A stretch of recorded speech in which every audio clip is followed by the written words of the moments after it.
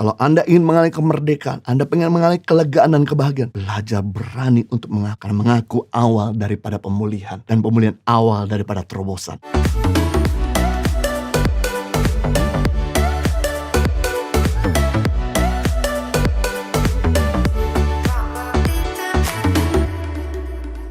Galatia pasal 5 ayat 1, supaya kita sungguh-sungguh merdeka. Kristus telah memerdekakan kita. Karena itu berdilat teguh dan jangan mau lagi kita dikenakan kuk perhambaan. Firman Tuhan mengendaki bahwa kita tidak lagi dibelenggu oleh kuk perhambaan karena kita sudah dibebaskan oleh Tuhan Yesus. Seandainya saudara sudah hidup di dalam Tuhan atau sudah jadi anak Tuhan, namun Anda masih jatuh bangun dalam dosa yang sama. Selain Anda mengaku kepada Tuhan dosa-dosa Anda juga perlu mengaku kepada orang yang Anda percayai, agar Anda bisa didampingi dan keluar dari belenggu dosa kita. Karena dibutuhkan bantuan yang lain, agar kita bisa merdeka. Firman Tuhan berkata dalam Yakobus pasal 5:16, karena itu hendaklah kamu saling mengaku dosamu dan saling mendoakan, supaya kamu sembuh. Berarti kita bisa melihat dari firman Tuhan ini kita sembuh, kita merdeka, kita bebas dari kuk dosa, karena kita berani saling mengaku dosa. Saling mengaku dosa bukan kepada Tuhan, karena Tuhan tidak pernah buat dosa. Saling mengaku dosa berarti kepada orang yang Anda percayai, kepada orang yang Anda nyaman untuk berbicara. Karena ini sebuah prinsip. Mengaku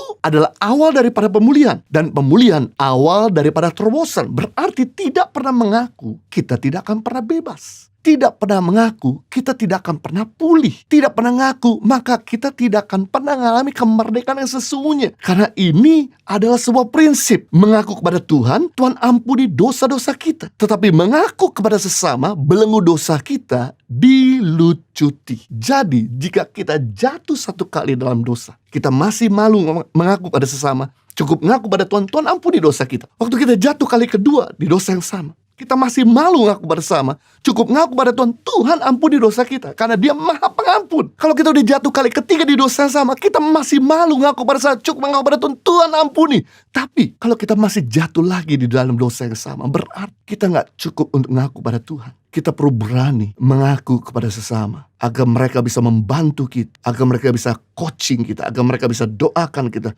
agar mereka bisa tolong kita, sehingga kita keluar dari dosa yang belenggu hidup kita. Upah dosa memang maut, tapi sifat dosa itu mengikat. Jadi jangan pernah coba-coba atau cicip atau jajal dosa, karena sifat dosa adalah mengekang, membelenggu orang. Dan sifat dosa itu selalu mendatangkan penurunan dan kehancuran. Sedangkan kebenaran itu mendatangkan peningkatan dan kelimpahan. Kalau kita ingin mengalami peningkatan dan kelimpahan, kita harus hidup di dalam kemerdekaan. Sebab begitu kita hidup di dalam belenggu dosa, kita akan mengalami penurunan dan kehancuran. Kita bersyukur bahwa di sini kita punya komsel, atau kita punya gereja, di mana kita punya pemimpin yang bisa diajak bicara, di mana kita berani mengakui dosa-dosa kita, di mana kita berani untuk jujur. Dan saya percaya mereka adalah orang-orang yang diutus Tuhan untuk bisa mendampingi kita, sehingga kita bisa merdeka dan lepas. Jangan sungkan-sungkan, jangan malu-malu. Kalau kita berani bikin dosa, kita juga harus berani mengaku. Karena mengaku pada Tuhan, Tuhan ampuni dosa kita. Tapi mengaku kepada sesama, belenggu dosa kita dilucuti. Kalau Anda ingin mengalami kemerdekaan, Anda pengen mengalami kelegaan dan kebahagiaan, belajar berani untuk mengaku. Karena mengaku awal daripada pemulihan, dan pemulihan awal daripada terobosan.